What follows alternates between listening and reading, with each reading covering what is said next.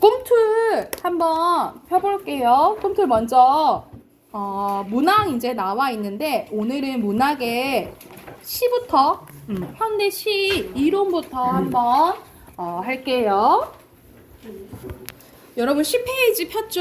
10페이지 보면은 우리가 시 하면은 항상 시에서 말하는 시적 화자 항상 먼저 나오잖아요. 그치? 그래서 여기서는 시를 보면은 무엇에 대해서 파악해야 되는지에 대해서 이제 나열되어 있는데 자, 첫 번째 시적 화자입니다. 시적 화자는 시에서 이야기하는 사람을 얘기를 하죠. 그쵸? 그래서 시인이 자신의 생각이나 느낌을 효과적으로 전달하기 위해서 내세운 가공의 인물이자 허구적 대리인이라고 보시면 돼요.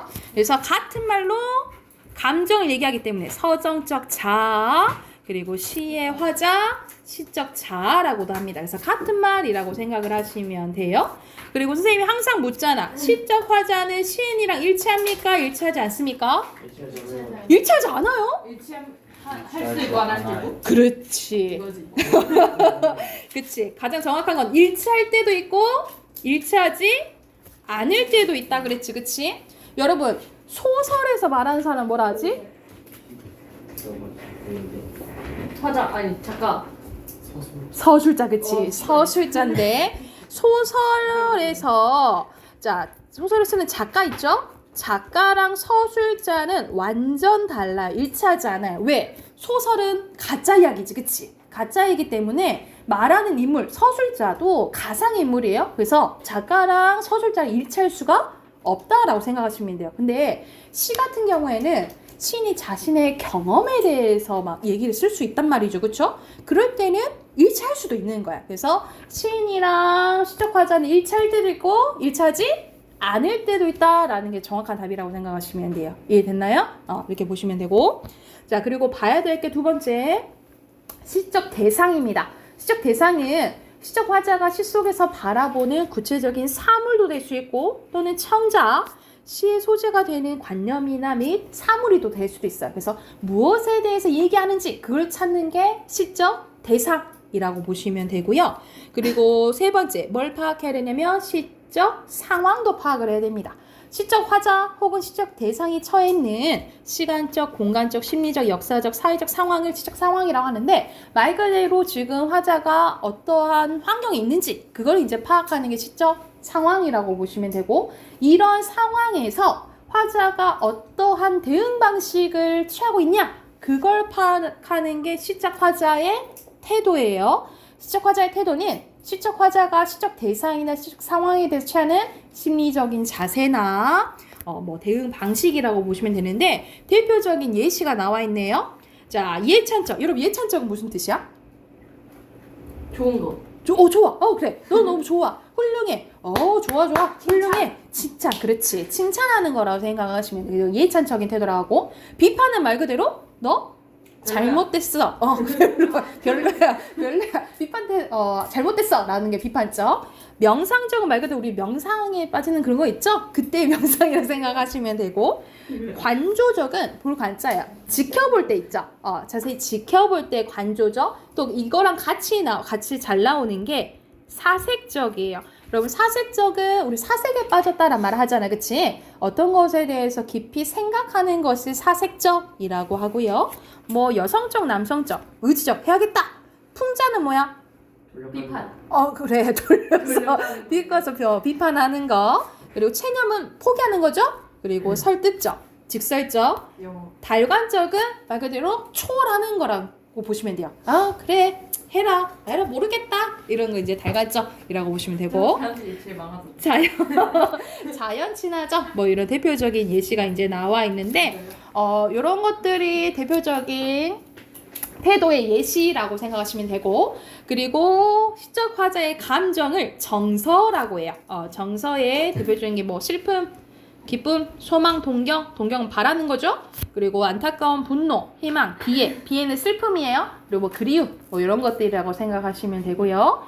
그리고 시적 화자의 어조 나와 있는데 어조는 여러분 말투라고 생각하시면 돼요. 말투가 예를 들어서 밑에는 어린아이의 어존지, 남성적인 어존지 이런 것들을 볼 수도 있고 혼잣말하면 독백체, 주고받으면 대화체 라고 보시면 되겠죠. 그래서 여기서는 이제 6가지가 나와 있는데 시적 화자, 그리고 시적 대사, 그리고 시적 상황, 그리고 화자의 태도, 정서, 어조를 이렇게 우리가 시를 읽을 때 이런 것들을 대부분 파악을 해야지 전반적인 시의 주제를 파악할 수 있다라고 생각하시면 돼요. 그래서 전반적으로 주제 파악할 때는 이런 것들을 잘 봐야 된다라고 생각하시면 돼요. 됐을까요? 자, 그 밑으로 가면은 시어의 특성 나옵니다. 우리가 시어는 시에서 사용되는 단어를 시어라고 하죠. 그쵸? 시어의 첫 번째 특성, 음악성이에요. 음악성은 우리가 반복을 통해서 형성되는 말의 가락인 뭐를 얘기하는 거야? 운율을 얘기하는 거예요. 우리가 운율은 크게 2가지로 나뉘어지죠. 겉으로 드러나는 외형률, 은근하게 읽었을 때 은근하게 느껴지는 내재율이 있는데, 외형률은 보통 고전시가에서 많이 나온다 했죠. 고전시가. 그러니까 말 그대로 형식이 정해져 있는 시에서 드러나는 게 외형률이라고 보시면 돼요. 그래서 대표적으로 조선시대 때 많이 쓰여진 시조에서 이제 드러나는 게 외형률이라고 보시면 되고요. 내재율은 지금 쓰여지는 거의 현대시들은 다 내재율이라고 생각하시면 돼요. 왜냐면 형식이 없이 자유롭게 쓰기 때문이에요. 그래서 이 자유시에서 느껴지는 게 내재율이라고 보시면 됩니다. 그래서 운율의 종류에는 크게 어떻게 나눠진다? 외형률이랑 내재율로 나눠진다라고 보시면 되고요. 2번째 특성이에요. 시어의 함축성입니다. 여러분, 함축이라는 거는 시어 안에 많은 의미가 담겨져 있는 것을 함축성이라고 해요. 그래서 시 속에서 다양한 정서적인 효과를 불러일으키는 안에 담겨져 있는 시어의 내포적 의미를 함축성이라고 하는데, 한 편의 시에 사용된 똑같은 시어일지라도 뭐에 따라서, 문맥과 상황에 따라서 다르게 조금 해석될 수 있다라고 생각을 하시면 돼요. 그래서 우리 전반적으로 우리 시에서 사용된 시어 있죠. 시어는 앞에서 나왔듯이 함축적인 의미와 상징적인 의미를 가지고 있다라고 보시면 돼요. 그래서 만약 시어가 지시적이다, 사전적이다 라고 하면은 틀리다 라고 보시면 됩니다. 왜냐면 다양하게 해석될 수 있기 때문에 지시적이라든지 사전적인 건 딱딱 정해져 있는 거잖아요. 그치? 그래서 시어는 지시적이나 사전적이지 않다라고 기억을 해두시면 돼요. 자, 그리고 3번째입니다. 3번째는 시어의 심상, 이미지입니다. 우리가 심상은 뭐야? 시를 읽었을 때 이렇게 떠올려지는 이미지, 말 그대로 어떤 상황인지 우리가 떠올려지잖아요. 그치? 그거를 심상이라고 하는데, 개념 나와 있죠? 마음속에 떠오르는 감각적이고 구체적인 사물의 모습과 그와 관련된 추상적인 관념을 언어로 표현한 것을, 또는 그로부터 느껴진 인상을 심상이라고 합니다. 그래서 심상의 종류에는 여러분이 아시다시피 오감각, 시각, 청각, 미각, 후각, 촉각, 시각, 청각, 미각, 후각, 촉각, 이렇게 5가지 오감각에다가 플러스로 뭐 알아두면 돼? 공감. 그렇지, 공감각적 심상 알면 되죠. 공감각적 심상은 이제 하도 많이 하니까 이런 것 좀 이제 기본으로 이제 알고 있어야지. 하나의 감각을 다른 감각으로 옮겨서 표현을 하는 거예요. 그래서 같은 말로 감각이 뭐라 한다 했죠? 감각의 구체화? 땡땡. 전이. 그렇지, 전이 옮겨져 가는 전이. 처음 들어본다니 수능이라고 몇 번을 했는데, 그래서 전이라고 해요. 옮겨져 가는 거. 그래서 옮겨져서 둘 이상의 감각이 동시에 떠오르게 하는 이미지라고 생각하시면 돼요. 그래서 항상 예시 이걸로 들잖아. 푸른 종소리로 들잖아. 그치? 종소리는 청각이잖아요. 그쵸? 푸른은 시각이잖아. 근데 청각을 어떻게 표현한 거예요? 시각적으로 표현한 거죠. 그래서 이걸 어떻게 부른다 했어? 청각의, 그렇지, 청각의 시각화라고 부르고, 여기 이게 공감각적 심상에 해당돼요. 근데 여러분 헷갈리지 말아야 되는 게, 그냥 감각이 2개 나온다 해가지고 다 공감각은 아니야. 이렇게 옮겨져 가야 되지. 예를 들어서 파도 소리, 네? 파도 소리, 아니면은 바람 소리, 뭐 이렇게 들렸다 했을 때, 바람 소리가 좀 이상하다. 파도 소리. 파도 소리까지만. 파도 소리까지만 하면 안 되지. 파도 소리, 푸르른 해변, 뭐 이런 식으로 했다 했을 때, 뭐 예를 들어서 소리랑 시각이 이렇게 연달아 나오면 그냥 공감각은 아니에요. 옮겨져 가야 되지. 그때 연달아 오면은 복합적 심상이라고 하거든요. 그냥 연달아 만약 감각이 온다. 그러면 복합적 심상이라고 하지. 공감각이랑 구별을 조금 하셔야 된다라고 보시면 돼요. 그리고 밑에는 심상의 형성 방법이 나와 있는데 뭐 묘사를 할 수도 있고 비유를 사용할 수도 있고 상징적으로 뭐 할 수도 있는데 이거는 굳이 뭐 안 해오셔도 될 것 같아요. 뭐 이렇게 나타낼 수도 있다라는 내용입니다. 오른쪽으로 넘어갈게요. 자, 오른쪽에 보면은 시의 표현 방법에 대해서 이제 나와 있는데, 자, 시의 표현 방법에는 이렇게 세 가지가 있어요. 비유하기, 강조하기, 변화주기, 이렇게 세 가지가 있거든요. 그래서 여러분 이게 이제 교과서에 딱딱 확실히 정해져 있진 않고 선생님들이 이제 뭐 프린트로 해가지고 비유 방법은 요거 있고 뭐 이렇게 이제 설명을 좀 해주셨을 거예요. 그래서 이거는 이제 기본적인 표현 방법이라고 생각하시면 되는데 우리는 비유는 기본적으로 알고 있잖아요. 그치? 자, 여기서 비유 그리고 밑에 있는 상징의 공통점은 뭐냐면 무엇인가 빗댄다는 거예요. 무엇인가 이제 빗댄다는 게 공통점인데 자, 내가 표현하려는 대상을 우리 내가 표현하는 대상을 원관념이라 했죠? 보조관념. 에이지 방금 원관념이라고 했고 그리고 유사 다른데 빗대는 다른 대상을 뭐라 한다 했죠? 보조관념이라고 했어요. 그러니까 말 그대로 원관념을 보조관념에 빗대는 것을 비유라고 해요. 비유. 자, 비유는 이 원관념과 보조관념이 시에서 다 나타나요. 시에서 다 나타나는데 밑에 있는 상징은 뭐가 안 나타나냐면 원관념은 나타나지 않아요. 요게 차이점이라고 생각하시면 돼요. 그래서 추론하는 거죠. 추측하는 거죠. 그래서 원관념이랑 보조관념의 비율은 1대1이라면 자, 상징은 다양하게 해석될 수 있어요. 그래서 원관념이 다 보조관념 1이라고 생각하시면 됩니다. 그래서 비유는 원관념 1대1이라면 상징은 1대 다다 이렇게 생각하시면 됩니다. 마늘 다예요? 기부 거꾸로 되는 줄 알았어. 뭐가요? 뭐가 거꾸로 돼요? 원관념이 많다고. 원관념이 다양하게 해석될 수 있다고. 그래서 1대 다라고 해석을 한다고요. 자, 그 먼저 비유법 봐볼게. 비유법의 대표적인 우리가 이건 초딩 때부터 한 거잖아, 그치? 직유, 은유, 의인에다가 추가적으로 써야겠죠. 우리가 의인법보다 더 큰 거. 화류법. 그렇지. 화류법은 뭐예요? 그렇지. 무생물을 생물처럼 표현하는 것을 화류법이라고 하고, 자, 추가적으로 알아둘게요. 여러분, 대유법은 이제 기본을 알고 있어야겠죠. 대유법은 사실 오른쪽에 제유, 환유로 나뉘어져 있잖아요. 그치? 원래, 제유는 부분으로 전체를 나타내는 걸 제유법이라고 해요. 예를 들어서, 우리가 강산을 어떻게 우리 크게 자연으로 이렇게 해석을 하잖아요. 그쵸? 강과 산은 자연 일부분이잖아. 그치? 그래서 일부분으로 전체를 나타내면 제유법.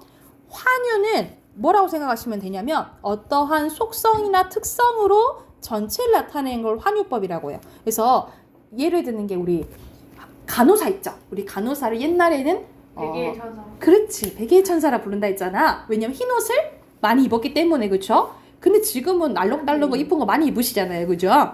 그래서 근데 이제는 고등과정 가도 이렇게까지 구체적으로 안 나오고 이걸 묶어서 그냥 대유법으로 알아주시면 돼요. 그래서 대유법은 부분이나 어떤 속성으로 전체를 나타내는 걸 대유법이라 한다라고 기억하시면 돼요. 이해됐을까요? 자, 그리고 하나 더 비유에는 뭐가 있냐면 표현은. 하나 더 뭐 있을까?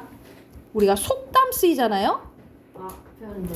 속담이 쓰이면 속담도 어떤 상황을 한 줄로 이렇게 비유한 거잖아. 그치? 그래서 속담이 쓰이면 풍유법이라고 보시면 됩니다. 풍유법이에요. 그래서 여기까지 직유, 은유, 의인, 대유, 화류, 풍유법까지가 비유하기에 속한다라고 보시면 되고요.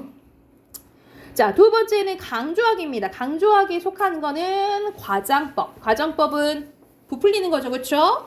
그리고 반복법, 연쇄법. 연쇄법 뭐예요, 여러분? 계속하는 거. 오, 그렇지. 이어지는 거야. 연쇄 살인. 또 예를 들어도 이거 있죠. 원숭이 엉덩이는 빨개, 빨가면 사과, 사과는 맛있어. 이렇게 이어지는 거 있죠. 이게 이제 연쇄법이라고 보시면 되고, 영탄은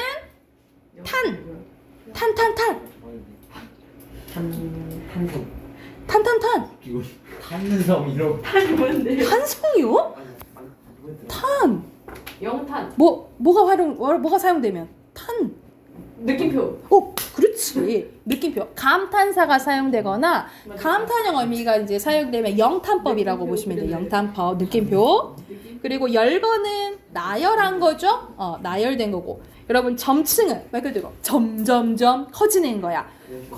우리나라, 아시아, 전 세계, 우주 이렇게 커지는 거라고 생각하시면 되는데, 근데 반대로 점점점 작아지는 것도 있을 거 아니야, 그치? 반대 표시하자. 반대로 점점점 작아지는 거는 점강법이에요. 점강, 강강강. 강? 응. 점강법이야, 점강법. 그리고 뭐 대조는 상반되는 거 아시죠, 그렇죠? 그래서 요게 강조하기에 속한다라고 생각을 하시면 되고요.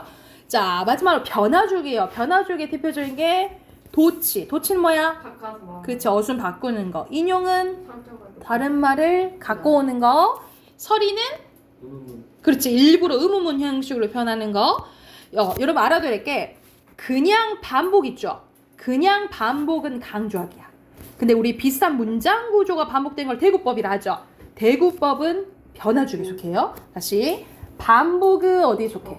강조고, 대구법은 어디에 속해요? 변화주기에 속한다라고 생각하시면 돼요. 이해됐을까요? 도노법은 뭐예요? 처음 들어봤어요. 호호. 그렇지, 부르르자야. 그래서 한자를 해야 되네. 채은아, 하윤아 이렇게 부르는 걸 도노법이라고 생각하시면 돼요. 그리고 생략법은 말 그대로 생략하는 거, 또는 점점점, 이거 뭐라 부른다 했어? 점점점. 중량. 중략이요? 축약? 이거 무슨 표야? 마침. 쉰다. 쉼표는 따로 있잖아. 네? 쉼표? 말줄임표예요. 이런 말줄임표가 사용되거나. 말줄임표, 또는 우리가 알고 있는 반대로 말하는 반어, 그리고 역설은 겉으로 말 안 해도 그 안에 의미가 있는 거죠. 이게 다 어디에 속해요? 변화주기에 속한다라고 보시면 됩니다. 이해됐을까요? 그래서 시의 표현 방법은 크게 비유하기, 강조하기, 변화주기에 속한다라고 보시면 돼요.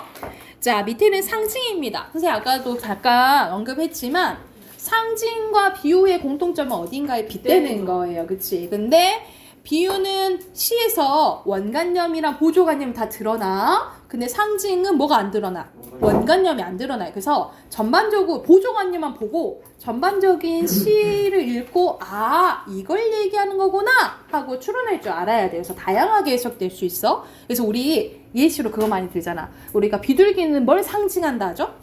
평화, 그치? 평화를 상징한다 했지. 그래서 만약 비둘기가 시에 쓰였어. 근데 전반적으로 봤을 때 요즘 평화를 얘기하는 거구나 라고 볼 수 있겠지, 그치? 그래서 여러분, 비둘기는 눈에 보이죠?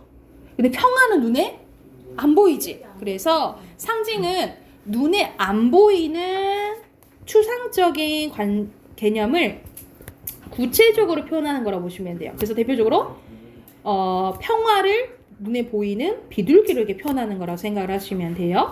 자, 상징에도 종류가 있거든요. 종류가 3가지예요. 첫 번째, 개인적 상징입니다. 개인적 상징은 내가 부여하는 거야. 그래서 여러분, 시인도 따로 있지만 여러분도 시를 쓸 수 있잖아. 여러분이 시를 써서 의미를 부여하면 그건 개인적 상징이 되는 거야. 그래서 아까 전에 봐봐.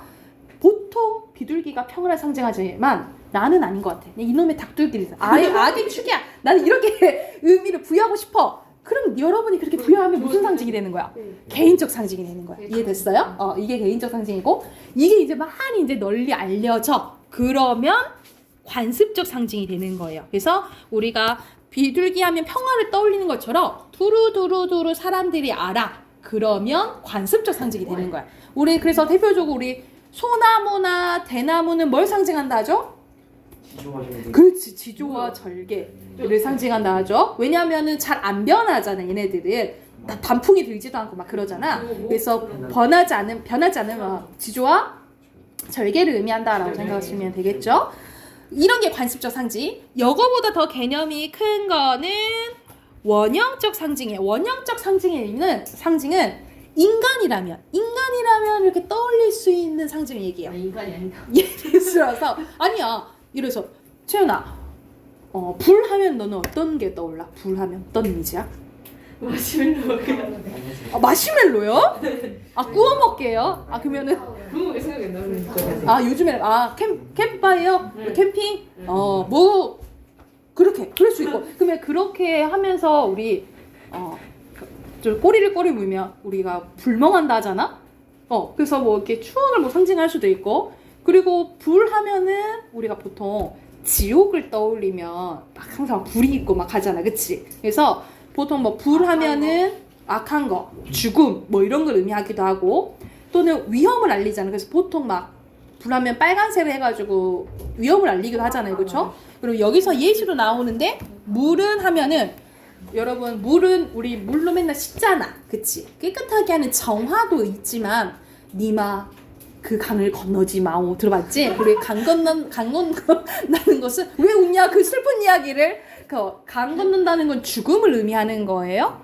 그래서 뭐 이럴 수도 있고, 그래서 뭐 이별, 그래서 이별을 상징하기도 해. 그래서 이런 거는 그래 연관돼서 우리가 떠올려지잖아, 그치? 이런 식으로 인간이라면 이렇게 떠올릴 수 있는 이미지를 무슨 상징이 난다고? 원형적 상징이라 해요. 그래서 상징의 종류에는 3가지가 있는 거야. 개인적 상징, 관습적 상징, 원형적 상징, 이렇게 생각을 하시면 됩니다. 오케이, 말해? 자, 그리고 밑에는 시적 발상, 이렇게 어떻게 이제 표현하는지에 대해서 나오는데, 여기서 이제 고등 과정에서 나오는 개념들이 나와요. 첫 번째, 이걸 잘 봐야 돼. 감정이입의 대상이 나옵니다. 감정이입의 대상은 뭐냐면, 화자의 감정을 대상이입해서 그 대상도 화자와 동일한 감정을 가진 것처럼 표현하는 거야. 예를 들면 어떤 시조가 있냐면, 저 촛불한테 얘기해요. 저 촛불은 누구랑 이별했기에 저렇게 눈물을 흘리는 거라고 해. 우리가 초를 키면 촛농이 이렇게 떨어지잖아. 이 촛농이 이렇게 떨어지는 것을 눈물 흘리는 것처럼 표현하는 거야. 근데 사실 티들을 근데 사실 내가 슬프니까 그게 눈물처럼 보이는 거잖아, 그치? 그래서 이때 촛불을 감정이입의 대상으로 보는 거예요. 그래서 이 감정이입의 대상은 어디에 속하냐면 객관적 상간물에 속합니다. 그래서 우리 하나종 친구들 이거 객관적 상간물 나왔죠? 이거 포함되었다 소리야. 포함되어 있다는 소리야. 객관적 상간물에 포함되는 거예요. 그래서 여러분 객관적 상간물에는 크게 뭐 이제 3가지로 볼 수 있는데, 방금 말했듯이 화자와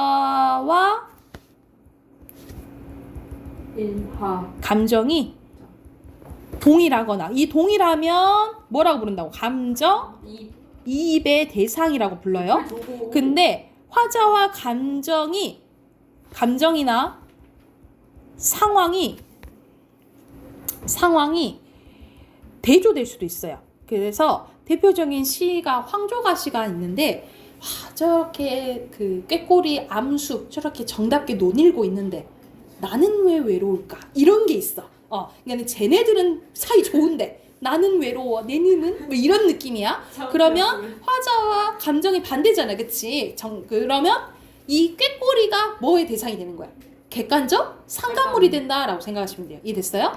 또는 감정을 감정 뭐야? 대조 상황이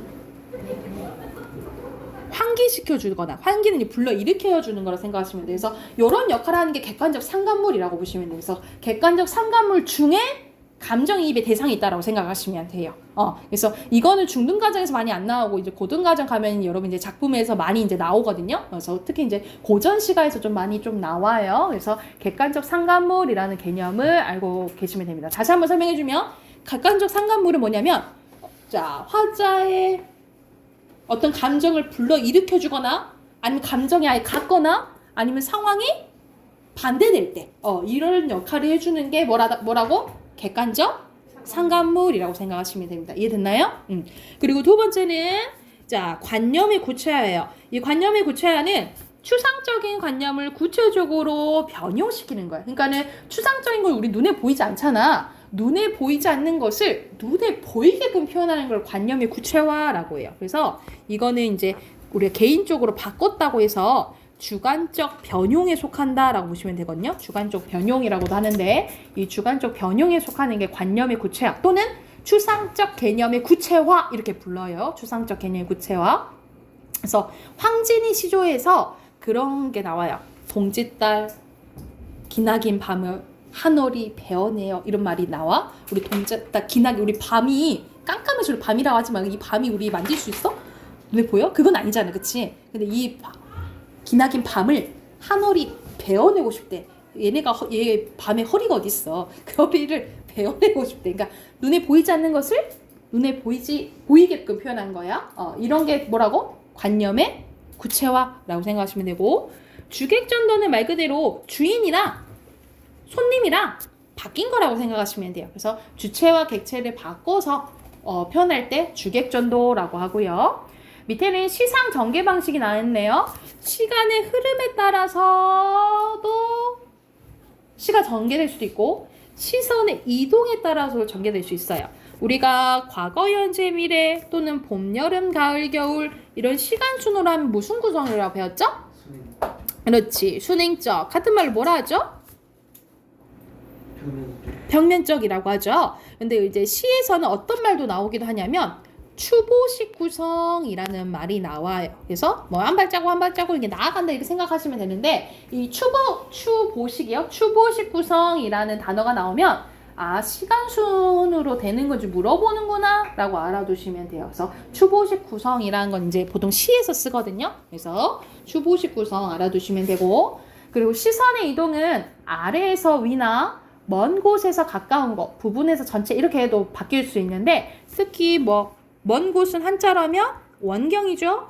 그리고 가까운 것은 근경이죠. 그래서 이 단어도 알아두시면 됩니다. 됐나요? 그리고 마지막 부분 볼게. 자, 여기서는 시의 종합적인 이해와 감상이지만 제목을 다시 쓸게요. 제목은 문학을 해석하는 관점입니다. 자, 이게 이제 시험 범위였던 친구들도 있죠.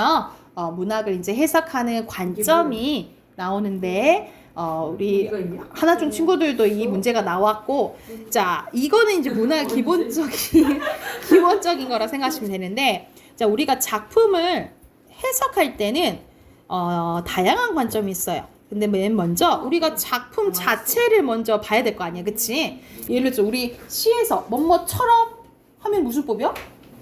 취기법이잖아, 그치? 이거는 작품 내에서만 보고 해석할 수 있는 거야. 그래서 이걸 내자에서 내재적 관점이라고 해요. 작품 자체만 보는 것을 내재적 관점이라 하고 이건 답이 딱딱딱 정해져 있는 거, 그치? 그래서 같은 말로 절대론적 관점이라고 해요. 절대론적 관점이라고 하는데 그런데 작품 자체만 볼 수는 없어. 왜냐면 이 작품은 시인이나 작가가 쓰죠, 그쵸? 그리고 이 사람들이 살아간 현실이나 시대도 봐야 되고요. 그리고 이 작품 누가 받아들여요? 독자가 받아들여요. 그래서 이러한 외부적인 요소들도 봐야 돼요. 그래서 이 작품 외적인 것을 보고 해석하는 것을 외재적 관점이라고 해요. 그래서 문학을 해석하는 관점에는 크게 두 가지가 있는 거예요. 뭐? 내재적 관점과 외재적 관점이 있는 거예요. 근데 이 외재적 관점이 세 가지가 있는데 첫 번째 시인이나 작가 위주로 보는 거야. 그러니까 말 그대로 시인이 어떤 의도에서 이걸 썼는지 아니면 시인이 어떤 사상의 영향을 받았는지 아니면 이 시인이 어떻게 살아왔는지 그걸 기반으로 해석을 하면 우리가 시인은 자신의 생각을 표현하는 사람이에요. 그러면 이걸 표현론적 관점이라고 하는 거예요. 표현론적 관점. 그리고 이 사람들이 살아간 시대나 현실이 작품에 반영될 수밖에 없어요. 그래서 시대나 현실 기반으로 해석하는 것을 반영론적 관점이라고 해요. 반영론적 관점. 그래서 우리 보통 작품들이 딱 잘 나오는 시대가 있잖아. 일제강점기라든지 6.25 전쟁이라든지 아니면은 독재 정권 때 나오잖아. 그치? 그래서 그것을 기반으로 해석을 해서 우리가 자유, 민주주의 아니면은 독립 이렇게 많이 해석을 하잖아. 이게 무슨 관점? 반영론적 관점이라고 보시면 돼요. 그래서 거의 반영론적 관점이 좀 많이 나온다라고 생각하시면 될 것 같고요.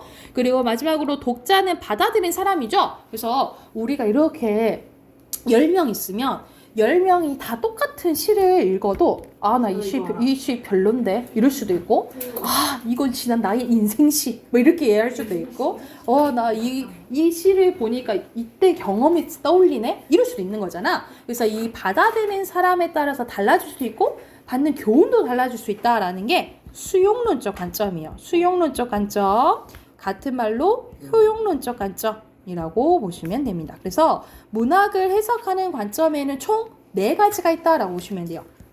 절대론적 관점, 효용론적 관점, 반영론적 관점, 수용론적 관점. 이거에 대한 설명이 왼쪽에 자세히 나와 있는 거야. 왼쪽 간 잡아볼게.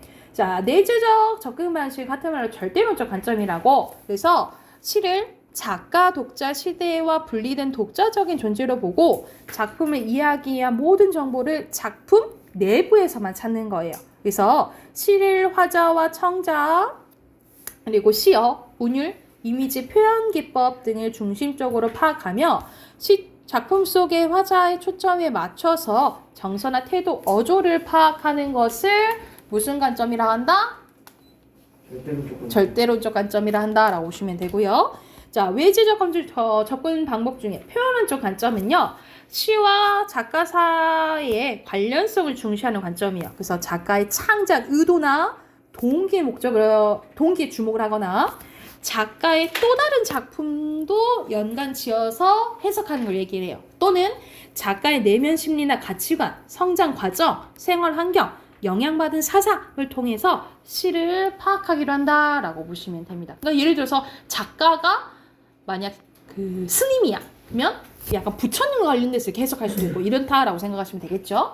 그리고 반영론적 관점은 시와 현실 세계와의 관련성을 중시하는 관점입니다. 그래서 화자나 시 속 인물이 처한 당시의 제도, 생활상에 관심을 두고요. 시대상, 역사적 상황, 사회상 등 현실 세계의 모습이 시 속에 어떻게 반영되어 있는가를 중심으로 파악한다라고 보시면 돼요.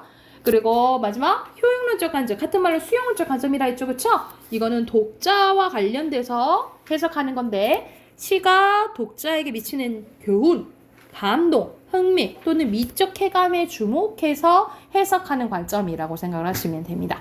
이해됐을까요? 그래서 봐봐, 여러분이 이제 각 시험 이제 본지 얼마 안 됐으니까 어떤 문제가 나는지 여러분 다 기억나잖아. 이런 식으로 안 나면 안 되지. 그래서 이런 전반적인 게 다 기본이라고 생각을 하시면 될 것 같아요. 그러면 참고하면서 우리 양쪽에 8문제 있잖아. 문제 풀고 우리 독서로 넘어갈게요. 아셨죠? 1번부터 8번까지 바로 풀어보세요. 하염없이 아니야. 맞다고. 네가 맞다고. 무슨 잘 빡. 자, 1번 봐볼게요. 1번에 알맞지 않은 것은 3번, 2번에 4번. 1번 아니요? 4번. 사전적 의미 왜가 쌤 어떤 쌤이 1번이라 했는데. 어떻게 되겠지? 1번이야. 쌤 1번이라 그러니까 왜가 아니라는 소리야? 1번이에요? 왜가 아니라는 소리야? 그러니까 적절하지 않은 거죠. 그러니까 맞지? 사전적 의미가 아니고 함축적 의미를 갖는다고. 네. 그리고 3번에 3번에 주 내려왔는데 주 내려왔어. 1등 아니야 1등 아니야. 불필요한 말 하지 마. 자, 3번에 알맞지 않은 거 3번. 3번이에요. 이건 뭐야? 공감각. 그렇지. 공감각이에요. 나 전교 1등 가야겠다. 그리고 4번에 1번. 아니, 청각의 아니 반대잖아. 시각할 2번이에요. 뭐야? 전교 2등 할게. 자, 5번에 착해 착해 껴가지고. 원관념, 내 질문 싫어. 보조관념이고요. 6번에 찍을까? 아 내가 못 풀었네. 아니 이거 너무 쉽잖아. 이거 2번 4번. 2번이죠. 직유법이지. 2번이 눈길이 안 갔어. 전개 성분. 그리고 7번에 X 이건 뭐예요? 표현론적 관점 그렇지. 표현론적 관점이죠. X. 8번에 반영론적 반영론적 관점이죠. 반영은 어떤 독서권 해보세요. 반영. 정답 2번 중간도 반영. 자, 우리 독서 한 회 먼저 풀고 같이 한번 봐볼게요. 여러분 14페이지 14페이지부터 17페이지까지 우선 질문 보고 문제 풀고 같이 한번 봐봅시다. 아셨죠? 지금 바로 풀어볼게요. 토끼 받을 거야. 완전 나눠줄게 자, 답 확인해봅시다. 자, 1번 보면은 여기서는 뭐에 대해서 나와 있어요? 전반적으로 백성, 이번. 민본 사상이잖아, 그치? 이번. 백성에 대해서 어떻게 생각하는지에 대해서 나와 있죠? 3번이고요. 그리고 2번에 적절한 거, 이 외메인에 대한 거는 산문단에 있죠. 그러니까는 산문단에 여기 보면은 외민의 태도를 지녀야 돼요. 왜? 백성은 군주에 대한 신망을 지닐 수도 있고 버릴 수도 있는 우와. 존재이기 때문에 백성을 두려워할 줄 알아야 된다라는 거예요. 5번이고요. 자, 3번은 각각 정도전, 정약용에 대해서 나오는데요. 각각 내용 다 맞아. 근데 뭘 봐야 되냐면 요 본문과 관련된 내용인지를 봐야 돼. 여기서 알맞자는 것은 3번인데 자, 정약용이 대민과 소민에 대해서 이야기하긴 했어요. 이야기하긴 했는데 여기는 대민과 소민에 대한 내용이야? 아니야. 나와 있지 않아. 그래서 틀린 거예요. 구현하는 방법 아니야. 자, 뒤로 넘겨서 자, 1번에 민본 사상이고요. 그리고 군주, 보살핌, 그 다음에 3번에 덕성, 4번에 외민, 5번에 교화, 6번에 애민, 그 다음에 통치체제, 8번에 교육제도고요. 자, 여기서는 정보 간의 관계 얘기하는 건데 요거는 이 사람들의 공통점에 대해서 얘기한 거고요. 여기서는 차이점에 대해서 이야기한 거예요. 고작이라니요. 고작이라니. 차이점을 저도 적을 수 있는데. 자, 그리고 여기 내용 일치 문제입니다. 비판적인 자세가 아니고 수능해야 된다 했죠. X. 그리고 오히려 관료를 감독해야겠죠. 백성이 아니라 X. 그 다음에 O. 백성을 뭐 해야 된다 했어? 보호입니다. 밑에 잠깐 봐보면 여기서는 정보의 의미 관계에 대해서 나와요. 앞에서 공통점이랑 차이점 나왔잖아요. 그치? 그러니까 말 그대로 의미 관계들이 비교랑 대조 나왔다는 소리야. 그쵸? 그래서 여기서도 대표적인 의미 관계가 나와 있는데 여러분이 대부분 알 거예요. 근데 선생님이 조금 알아둬야 될 부분 위주로 보면 여기서 통시 봐볼까요, 여러분? 통시라는 단어를 알아줘야 되는데 시간의 흐름에 따라 대상의 변화 과정에 대해서 얘기를 하면 통시적 관점이라고 해요. 그래서 보기에서 통시적 관점에 따라서 뭐 서술됐다 이런 내용이 나오면 어떤 한 대상이 시대별로 변화가 나왔냐 이 말이야. 그러니까 예를 들어서 핸드폰이 뭐 나온다면 핸드폰이 1960년대는 어땠고 70년대는 어땠고 80년대는 어땠고 그러니까 한 대상의 변화가 시대별로 나오면 통시적 관점이라 생각하시면 돼요. 이해됐죠? 그리고 뭐 통념과 반박 보면 통념은 널리 알려지는 거. 그리고 보통 사람들이 생각하는 것들 있잖아요. 이걸 이제 얘기하고 반박하는 뭐 내용으로 전개가 될 수도 있고 주지와 부연은 어떤 핵심 내용에 대해서 얘기를 하고 우리 부연 설명, 더 자세히 설명하는 거 있죠. 이것을 이제 부연이라고 생각하시면 될 것 같아요. 이런 식으로 우리 이제 독서 과정에서는 이제 이런 관계가 나올 수도 있고 아니면은 뭐 이렇게 병렬로 막 첫째, 둘째, 셋째, 넷째 이렇게 나올 수도 있고 그래서 이런 의미 관계를 파악하면 이제 내용 좀 파악하기가 쉽다라는 내용이라고 생각하시면 될 것 같아요. 자, 내일 어휘 1강 공부해 오시고요. 1강 하나만 공부해 오시면 될 것 같아요. 토요일에 또 봐요? 네, 한강 우리 토일 하루에 하나씩 하루에 한 강씩 시험이에요.